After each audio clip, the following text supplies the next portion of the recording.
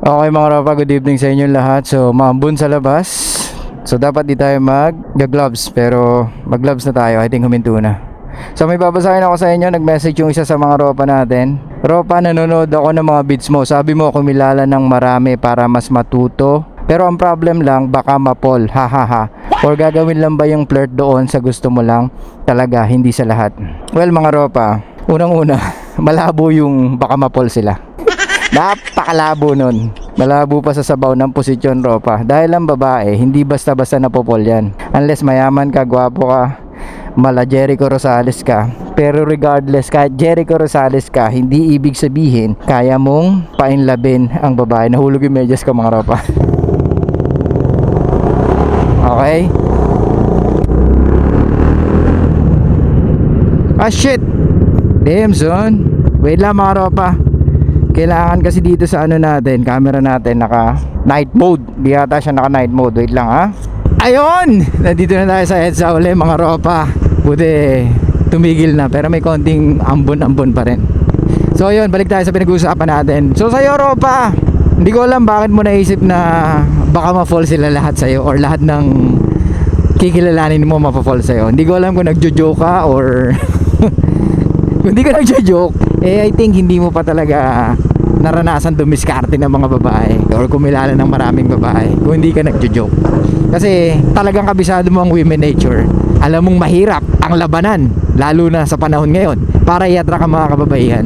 Tandaan mo, ito yung lagi ko sinasabi sa inyo mga ropa, make yourself attractive, di ba? Kailangan natin yan. Besides sa meron kang kakayahang mag-provide, tumitingin na talaga sila ngayon sa looks. Kaya dapat maayos ka at mukha ka laging mabango. Para pag in-attract mo or para pag kinausap mo yung babaeng gusto mo, kahit papano, meron kang at least dating sa kanya, 'di ba? Syempre, andun pa rin yung pakikipag-usap mo, like I said. Hindi mo pwedeng alisin yung pakikipag-usap mo, ropa, na average ka lang sa pakikipag-usap. Dapat kumbaga diyan ka magaling. Yan ang pinakaalas natin. Kasi regardless, kahit marami kang pera, mahirap din kumausap ng babaeng gusto mo if you don't know how to talk or if you don't know what to say, 'di ba?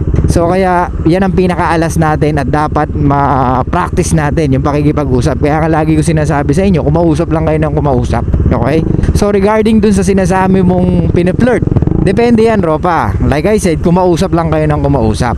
Okay? Kailangan mong maging magaling magtanong, magaling mag-analyze, magaling bumasa ng mga reactions nila or yung body language nila. Hindi lang yung basta makikipag-usap ka. Hindi lang yung nagpe-pretend ka na nakikinig ka sa kanila, pero ang gusto mo talaga makuha yung number nila. Dapat alam mo kung paano talaga bumasa ng body language din ng mga kababaihan, ropa. Hindi pwede na nagpe-pretend ka nakikinig tapos biglang kukuhanin mo yung number nila. Kasi mararamdaman nila yun, na yun lang talaga yung pakay mo sa kanila. 'Di ba? Na ang gusto mo yung number nila o yung social media nila para talagang makapag-usap kayo. Pero ayun na yung moment eh. Kaya bakit mo pa kukuhanin yung social media niya? Mamaya mo na unahin yun, di ba? Pag nandun na yung moment na nakikipag-usap ka na sa kanya, huwag kang maatat na kuhanin yung number niya o yung social media niya. Ang dapat mong gawin is makinig kang mabuti at marunong ka na pahabain yung pag-uusap nyo. You should know how to hold the conversation, di ba? Yung tipong hindi siya makakaalis sa kinalalagyan niya kasi nag-i-enjoy siyang kausap ka, di ba? Gets? So ulitin ko, ropa, sana nagjo-joke ka lang. Kasi kung di ka nagjo-joke, gigisingin na kita, ropa. Malabong malabo yung sinasabi mo, na mag-aagusto silang lahat sa atin. Okay? Baka sa isa pa lang hirap na tayo, di ba? Kasi pag kabisado mo talaga ang women nature, baka sa isa pa lang medyo nahihirapan ka na. Ang pag-aralan mo is yun nga, kung paano makipag-usap, kung paano mag-start ng conversation, kung paano mo nililid yung conversation patungo sa gusto mo. Gets? Hindi yung na kunyari nakikinig ka pero outcome dependent ka. Okay? Hindi ka pwede maging outcome dependent sa mga babae ngayon. Dahil unang-una, pwede kang ma-disappoint sa magiging resulta ng pakikipag-usap mo. Kasi kahit minsan maayos ang pakikipag-usap mo, biglang sasabihin niya, since alam niya na yung game mo, sasabihin niya may boyfriend na siya. Or hindi siya interested makipag-usap, makipag-text. Diba? Let's say, kinakausap ka niya, oo. Sinasakyan niya yung mga kinikwento mo, yung sinasabi mo. Tapos kung kukuhanin mo na yung social media niya, bigla niya sinabi, sorry, I'm not into dating right now. Pag ganun ang sinabi ng babae, how would you feel? Ano mafe-feel mo? Dapat manhid ka sa mga ganun, ropa. Kasi talagang aabutin at aabutin mo yan. Tandaan mo, pagdating sa dating, pagdating sa mga kababaihan, hindi siya kahit kailanman magiging madali. Kung pag-uusapan natin is yung pang long term na relationship, medyo mahihirapan tayo kung yun ang hahanapin mo. Hindi laging magiging madali ang mag-attract ng mga babae. Ano ba yun? Kahit na sabihin mo may game ka, you know how to talk, ang babae, tanda mo, nagagaling sa emotions nila. Ito na. Ito yung mga sinasabi ko, Ropa. Hindi ko nakita, hindi ko naramdaman na ang lakas pala ng ulan. So, sorry mga Ropa, I need to turn off my camera kasi ang lakas ng ulan. Shit. Saan tayo hihinto? Yun ang tanong. Damn, son. Lakas mo, yeah. Ang ina, saan tayo hihinto nito mga Ropa?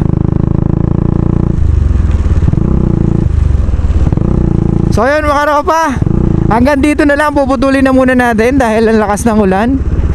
At kailangan natin protektahan ang ating camera. Basta lagi nyo tatandaan, mahirap mag-attract ng mga babae, lalo na kung hindi mo alam kung ano yung mga dapat mong gawin. Okay?